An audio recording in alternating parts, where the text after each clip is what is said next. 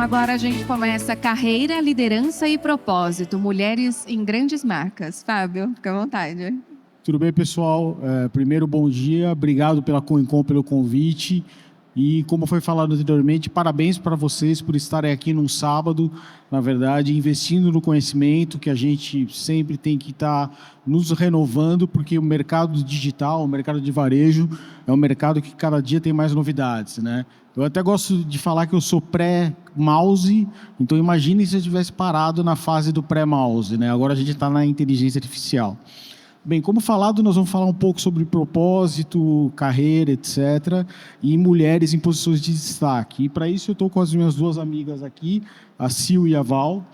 E a primeira pergunta, na verdade, o primeiro tópico do nosso bate-papo, né? Eu queria que vocês falassem um pouco da carreira de vocês, como vocês chegaram até onde estão.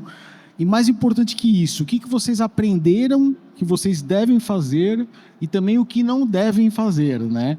E que dica vocês dariam para as mulheres e também para os homens que estão aqui, que querem almejar novos cargos, novas carreiras, enfim, evoluir como um todo? Bom, pessoal, bom dia. Espero que todos estejam bem. Bom dia para a Sil também. Bom, minha carreira ela começou muito cedo, né? Eu brinco que com 14 anos aí eu já iniciei trabalhando no programa Jovem Aprendiz. Trabalhei na empresa das lojas Marisa.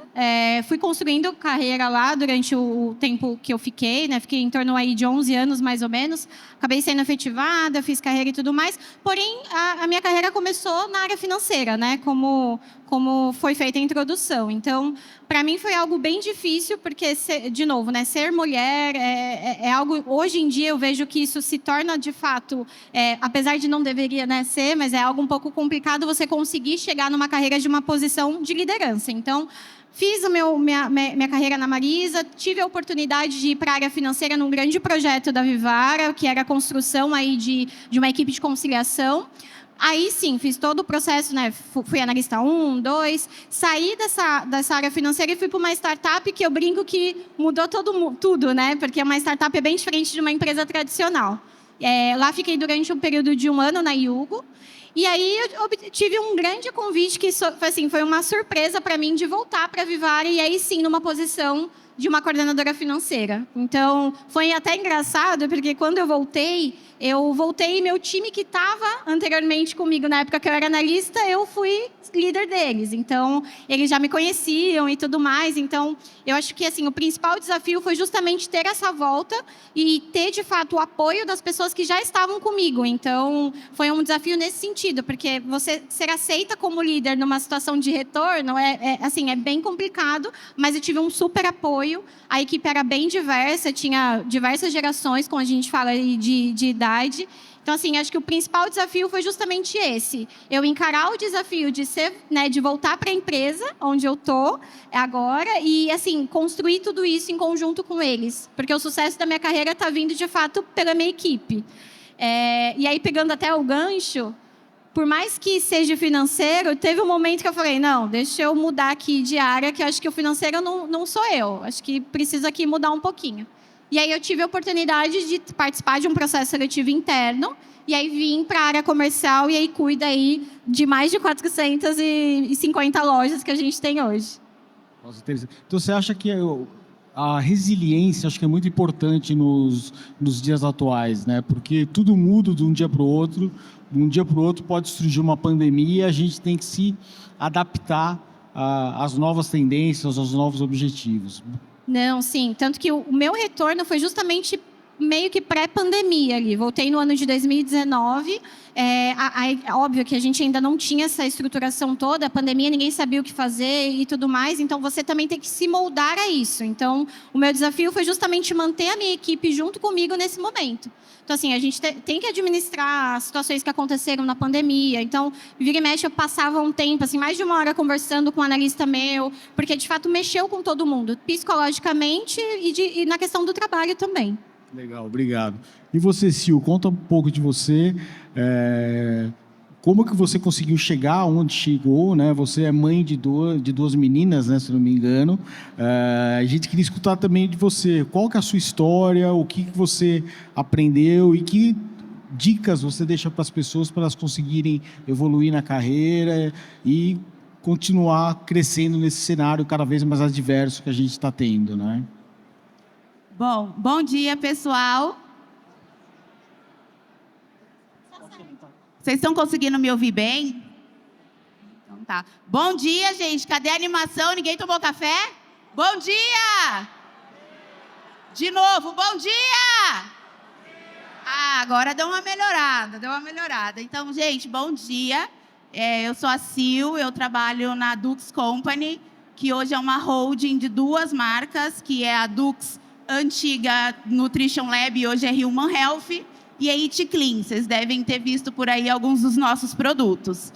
Bom, eu acredito que para chegar até aqui, principalmente no mundo que a gente vive hoje, que é um mundo muito acelerado, é um mundo onde tudo é muito rápido e a gente tem pouco tempo, né, de ser treinado.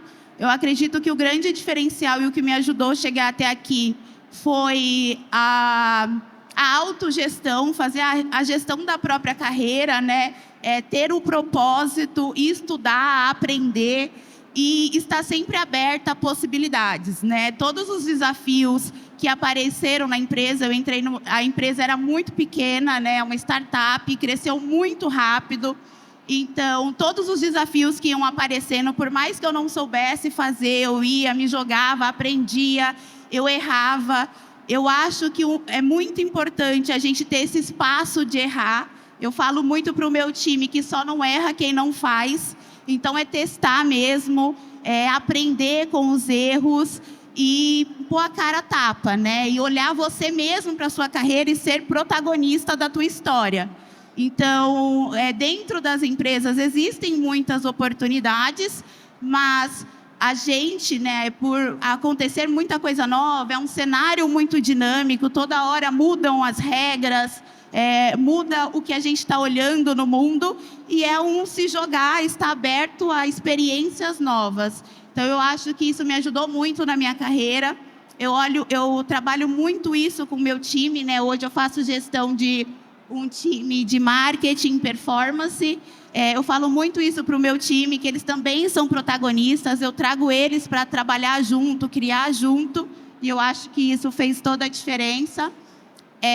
Acredito que de aprendizados é um pouco disso. E do que não fazer não se jogar e não querer testar. Às vezes, né, principalmente, eu comecei no digital, numa época de transformação que foi 2 anos antes da pandemia, e de lá para cá surgiram muitas novas tecnologias, muitas novas exigências, tanto dados, né, para análise em e-commerce, o trabalho no próprio digital, o trabalho com o influenciador.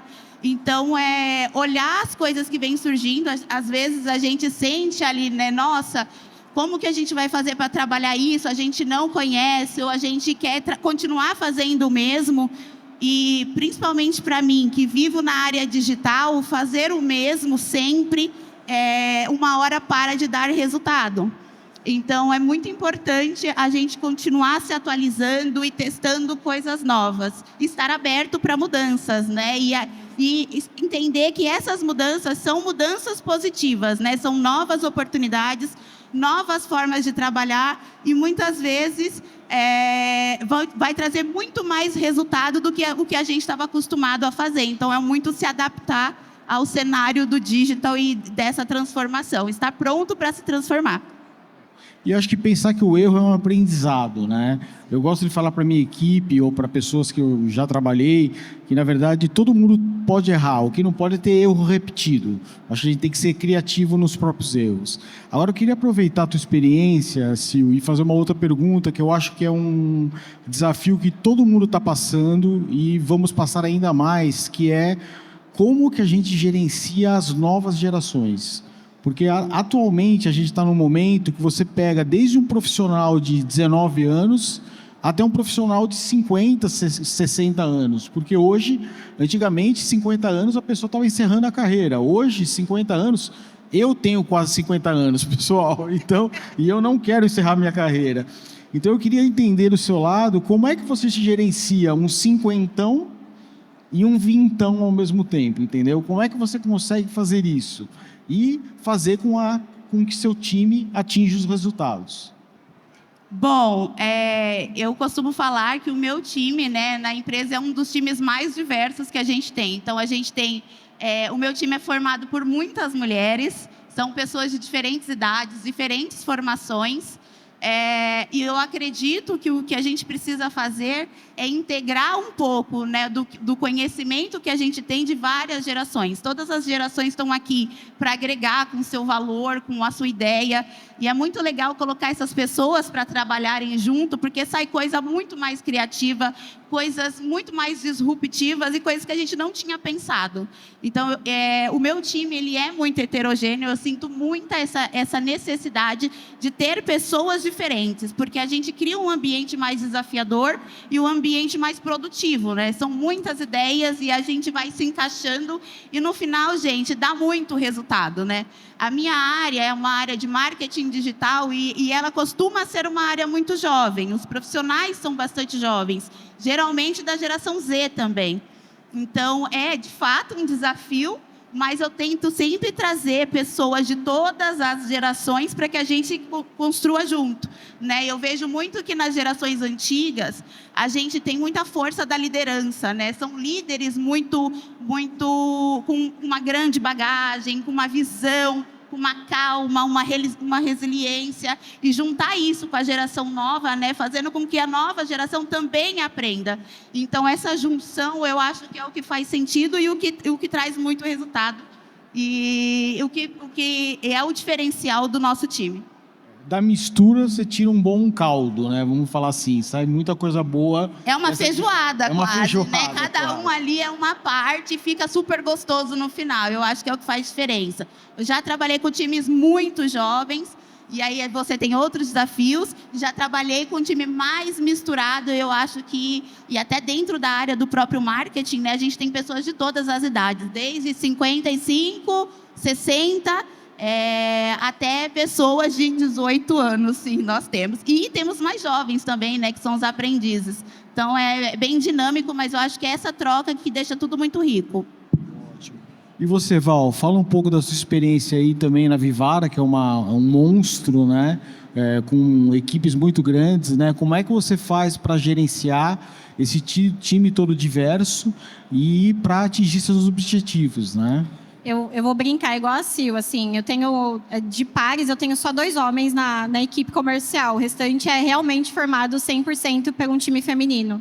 E é bem isso que a Sil falou, lá a gente tem diversas idades, onde eu sempre falo que todas elas se complementam. A gente vai ter uma pessoa que tem mais de 20 anos de casa, que já está há bastante tempo, que começou na empresa muito nova, a gente vai ter uma pessoa que acabou de chegar, então assim, hoje o que eu sinto, que além de se complementar, as dificuldades são diferentes. Então, por exemplo, hoje, quando eu vou pensar em algum processo, principalmente quando eu falo aí de loja, quando a gente faz uma estruturação de, olha, vai ter um projeto XYZ e eu preciso implantar. Eu preciso pensar, eu brinco com as 2 gerações, né? A geração que já está acostumada a ter tudo muito escrito, papel e tudo mais, e preciso pensar na geração que está aí focada no digital, tudo é no celular, tudo é no tablet. Então, eu acabo tendo o contexto de que nada mais do que é um conjunto, no final dá certo, como a Sil falou, mas a gente tem que ter muito cuidado, porque o meu entendimento é diferente. Então, assim, às vezes eu posso pegar as coisas muito rápidas, e nem sempre a ponta que está recebendo aquela informação, ela recebe isso de maneira rápida, ela consegue ter essa percepção, assim, muito rápida. Então, eu preciso pensar... Normalmente, eu sempre faço 2 modelos, né? Tipo, vou fazer alguma apresentação, vou mudar algum processo, olha, vamos no tradicional, que é papel, vamos no tradicional, na inovação, que é vídeo, e vamos também trazer uma situação aqui, até talvez de inteligência artificial, um negócio mais resumido ali para a pessoa entender. Então, a gente acaba se adaptando e, de fato, a gente precisa moldar. Então, acho que hoje o principal desafio não é completo. Se você tem só uma geração, você não vai chegar no resultado que você quer. Você precisa realmente ter essa salada mista aí de gerações, porque no final o resultado vai vir através disso, da pessoa que tem mais experiência ou da pessoa que acabou de chegar, ou da pessoa que acabou de sair de uma formação de faculdade, ou a pessoa que já fez a formação já há muito tempo. Uma coisa que eu já discuti com outras pessoas, né? Às vezes a gente tende a ter o erro de querer que os outros pensem como você e que os outros ajam como você. E isso é muito difícil de acontecer. E uma coisa que eu gosto de falar é que eu acho que uma maneira que a gente tem para resolver essa questão de diferentes gerações, diferentes pessoas, é o que eu brinco de CRM com pessoas. A gente tem que entender como cada um funciona para você gerenciar cada um de uma maneira diferente. Porque um você pode ser mais ríspido, o outro menos ríspido. Um você fala de uma maneira mais paterna, o outro você tem que ser, putz, olha, você errou aqui, você errou ali. Então eu brinco muito que, no meu entender, é o que eu chamo de CRM de pessoas que a gente tem que fazer para conseguir gerenciar esse time, que no meu entender é um dos nossos principais desafios, é o gerenciamento de equipe. Pessoal, agora vamos falar de outro assunto que está muito em voga, que é o assunto de inteligência artificial. Eu queria entender de vocês como é que vocês veem essa questão de inteligência artificial e, ao mesmo tempo, a valorização das pessoas dentro da organização, né? Como é que vocês transitam nesses dois segmentos, né? Como usam a inteligência artificial e, ao mesmo tempo, valorizam também a inteligência humana, né? Hoje eu sempre falo que não é substituível, pelo menos na minha equipe, a gente não considera como vou fazer 100% tudo na inteligência artificial. A inteligência artificial, a IA, ela dá um direcional para nós, que nem sempre a gente pode seguir. Porque, de fato, às vezes a estratégia que a gente está tocando naquele momento é muito mais um decisor de, por exemplo, vou dar um exemplo aqui, vou fazer uma campanha de incentivo para o meu time de vendas. Ele pode me dar ideias de como fazer isso, mas no final, quem vai decidir o formato que vai fazer no sentido de isso aqui é melhor para o time, isso aqui não é, a decisão é nossa. Então, eu sempre brinco com a equipe que, assim, é muito fácil você chegar e tirar as dúvidas ali de maneira rápida na IA, mas você não pode perder a sua missão de pensar naquilo. Ele vai te dar um direcional, mas a ideia tem que vir de fato de você. Então, eu sempre comento com eles que vocês podem utilizar para consulta, acho que tirar uma dúvida, como eu faço tal coisa, eu acho que isso vai agregar. E quando a gente fala também de processos, para a loja principalmente, tudo vai muito rápido. A loja hoje é o nosso coração. Então, hoje a inteligência artificial ajuda a gente a deixar isso de uma maneira mais fluida. A gente consegue, de fato, ter ali, eu estou com dúvida num processo X, eu vou ali, consulta, ele me traz. Então, assim, é um facilitador e não uma substituição do ser humano hoje, tá? Ótimo, obrigado. E você, Sil, como é que você vê essa salada mista aí de inteligência artificial com inteligência humana? Gente, vou ser honesta, eu estou adorando, tá? Porque a minha área é uma área de criação, é uma área de comunicação, a área de marketing, ela ganhou muito, avançou muito, para a gente veio como um complemento mesmo do nosso trabalho, e uma celeridade também. Então, muitos dos nossos processos que eram muito mais morosos e demorados, a gente tem usado o IA em diversas áreas, em diversos setores, tanto P&D, no próprio marketing, na frente de design. Então, a gente demorava um tempo enorme para desdobrar peças. Agora, a gente conseguiu reduzir esse tempo em, 70%. Então, para a gente no marketing, a IA ela veio para somar e veio para transformar e melhorar o nosso trabalho, né? Hoje a gente tem muito mais possibilidades e o nosso trabalho está muito mais rico por conta da IA. Então, para a gente, né, a gente enxerga como um benefício e olhando muito para a produtividade de time e a entrega que a gente faz, a gente consegue ter entregas muito mais complexas e muito mais rápido. Então, a gente está encarando como a melhor novidade assim, do século e se aproveitando bastante desse momento e aprendendo muito, né? Porque ainda é novo, nós estamos aprendendo a utilizar a IA a nosso favor, né? Os humanos usando para nos ajudar, não o contrário. Tem um amigo meu, Vitor Popper, ele é da loja integrada, ele até fala que no futuro vão ter dois tipos de pessoas. As que perderam o emprego por causa da inteligência artificial e as que souberam usar a inteligência artificial. Eu acho essa frase muito forte e, ao mesmo tempo, realista, tá? Galera, a gente está com um pouquinho de tempo, queria abrir para vocês duas perguntas. Vocês querem falar com a Sil, falar com a Val, falar comigo? Podem ficar à vontade aí, não precisa ter medo, não. Alguém tem alguma pergunta, alguma colocação? Não? Um de cada vez, gente, um de cada vez. Não precisa se estapear para perguntar, não.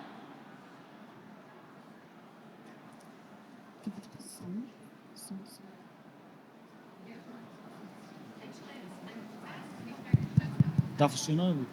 Bom dia a todos. Queria agradecer a oportunidade de estar participando desse evento. E a minha pergunta é em relação a gerenciamento de equipe. Eu queria ter uma posição de vocês.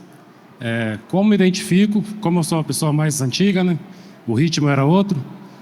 Como eu identifico hoje na minha equipe que eu tenho a minha régua de trabalho, para mim ter uma observação sobre eles e a minha conduta de saber ter um planejamento com eles para eles chegarem no nível que eu preciso que eles cheguem para mim.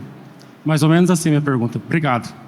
Perdão, seu nome? É Wilson. Wilson, prazer. Bom, hoje, assim, acho que de maneira geral o que eu posso te passar hoje a minha equipe eu sempre trabalho com a cultura de protagonismo, né? Até porque nós como gestores nós não precisamos ficar 100% na operação para a coisa acontecer. Então você precisa formar as pessoas para que elas sejam de fato protagonistas daquilo, da execução.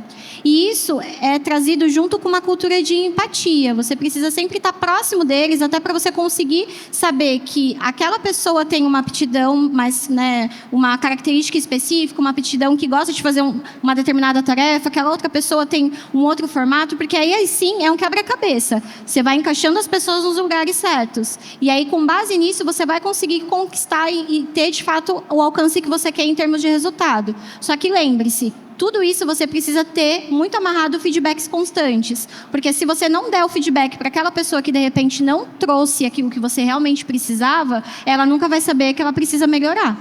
Tá? Muito obrigado. Imagina. Isso. Pessoal, a gente está chegando no final aqui e eu estava conversando agora com o Fernando e com o Marcos e nós vamos deixar mais uma surpresa para vocês, tá? Até baseado nas palestras anteriores, a gente falou muito sobre usabilidade e outras questões relacionadas a isso. E na questão dos pilares, um outro pilar importante é o mobile. Porque hoje, mais de 80% do tráfego dos sites geralmente é mobile e 20% é desktop. E quando nós trabalhamos, a gente trabalha olhando que tela? A tela grande, não a tela pequena. Então, nós da e-commerce, da Com&Com, preparamos um material com principais boas práticas com relação à usabilidade no mobile, tá? E nós temos o banco de dados de vocês, nós vamos mandar esse material todo para vocês, só que eu vou fazer uma brincadeirinha, eu vou mandar metade do material. Aí vocês leem e analisam, as pessoas que se interessarem, reenviem para nós um e-mail falando eu quero ver o resto do material, para a gente ter aí uma dinâmica com vocês, tá? Esse material a gente conseguiu através de pesquisas junto ao Google, junto a Harvard e outras universidades. É um material bem interessante que mostra o tipo de conteúdo e o tipo de material e de conhecimento e de valia que vocês têm fazendo parte da Com&Com, tá bom? Pessoal, obrigado pela participação de vocês. Espero que a gente tenha agregado algum conhecimento e vamos para as próximas palestras, tá bom? Vamos dar palmas para as meninas. Obrigada.